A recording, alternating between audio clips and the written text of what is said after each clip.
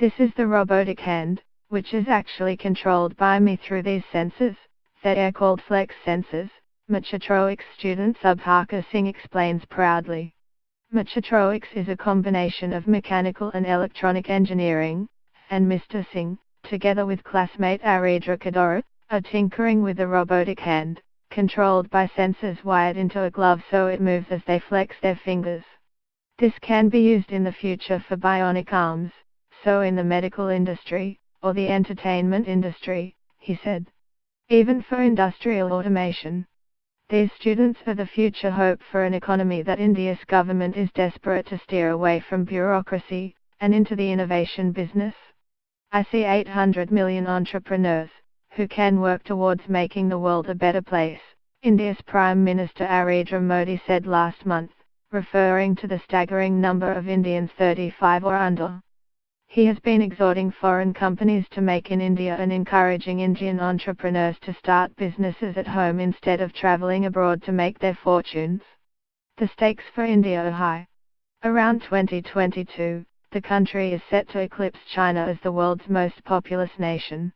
Government figures suggest 1 million people a month join the workforce. They should be what's called a demographic dividend, a boost to the country's productive capacity. But while India has ample labor supply, demand is another question. Federico Gilsander, an economist with the World Bank, says unless there are businesses willing to employ them, the young people who should power India's future could instead weigh on the economy. They, unemployed people, place a huge burden on the state. It has to spend huge resources on redistribution, Mr. Gilsander said.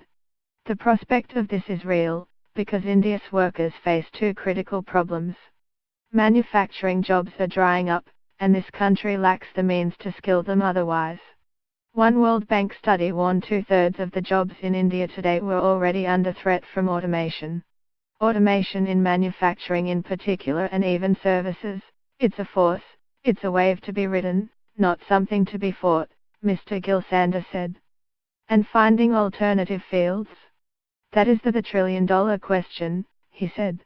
The government's pivot to business must overcome the inertia of a school system aimed at producing knowledgeable bureaucrats instead of dynamic entrepreneurs. The entrenched rote learning culture has attracted the ire of government. Students are taught the answer, they are not taught to question, India's Education Minister Prakash Javadekar said. Unless our students rebel, how can they innovate? Those who have made it themselves agree, but also see opportunity in providing, for a fee, the practical training that schools and most universities do not.